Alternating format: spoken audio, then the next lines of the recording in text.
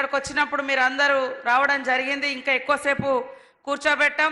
సభాధ్యక్షురాలు మీ అభిమాన నాయకుడు మరి ఎప్పుడు ఏ కార్యక్రమం అడిగినా కూడా సక్సెస్ చేయడంలో ముందుండేటువంటి కొక్కిరాల మరి ప్రేమ్ సాగర్ అన్న గారు, సభాధ్యక్షురాలు సురేఖక్క గారు, మరి ముఖ్య అతిథులుగా విచ్చేసినటువంటి గౌరవనీయులు పెద్దలు, మరి నిరుద్యోగులకు ఒక ఉపాధ్యాయ వృత్తిలోకి వచ్చే విధంగా ఉపాధి కల్పించే విధంగా మరి నిరుద్యోగ సమస్య పరిష్కారంలో అగ్రభాగాన నిలిచినటువంటి నిరుద్యోగ యువకుల అపద్బాంధవుడు లాగా నిలబడ్డటువంటి మన ముఖ్యమంత్రి గారికి, అదే విధంగా పెద్దలు గౌరవనీయులు శ్రీధర్ బాబు సార్ గారికి, రాష్ట్ర అధ్యక్షులు మరి మహేష్ గౌడ్ గారికి, అదే విధంగా వివేకన్న గారికి, వినోద్ కుమార్ సార్ గారికి, మరియు ఎమ్మెల్సీ దండవిఠల్ గారికి, బొజ్జు గారికి, ఎమ్మెల్సీ క్యాండిడేట్ మన నరేందర్ రెడ్డి గారికి, వేదిక మీద ఉన్నటువంటి పెద్దలందరికీ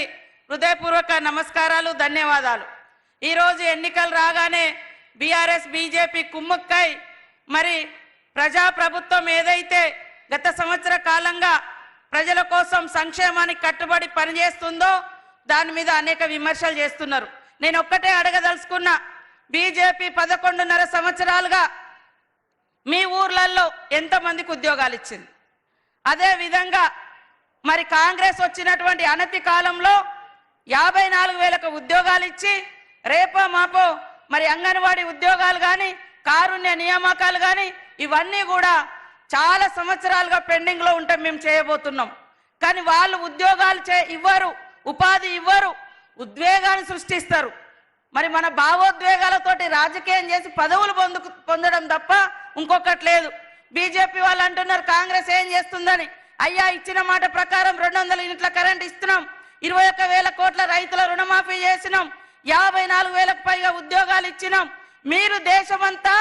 మీరు బీజేపీ దేశమంతా ఆడకూతుళ్లకు 1,200 గ్యాస్ ఇస్తుంటే మేము 500కే ఈ రాష్ట్రంలో గ్యాస్ ఇస్తా ఉన్నాం. అవునా కాదు? ఆలోచించండి.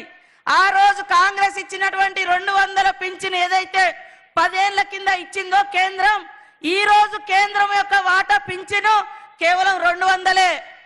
₹1 కూడా పెంచలే.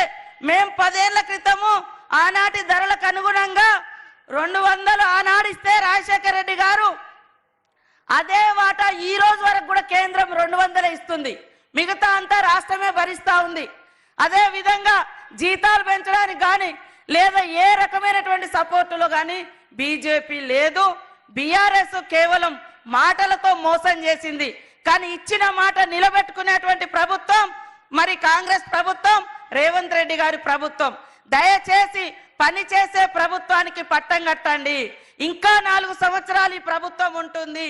మీకు ఇచ్చిన మాట ప్రకారం అన్ని హామీలను అమలు చేసి మళ్ళీ 4 ఏళ్ల తర్వాత ఓట్లు అడిగేటువంటి ప్రభుత్వం కాంగ్రెస్ ప్రభుత్వం. కాబట్టి ఇక్కడికి వచ్చినటువంటి విద్యార్థులు, యువకులు, మేధావులు, ఉద్యోగులు దయచేసి మరి ఒక విద్యావేత్తను మీ ముందుకు తీసుకురావడం జరిగింది. వారిని గెలిపియండి. నరేందర్ రెడ్డి గారి గుర్తుకు మరి చక్కగా ఆయన పేరుకు చక్కగా ఒక గీత గీయండి.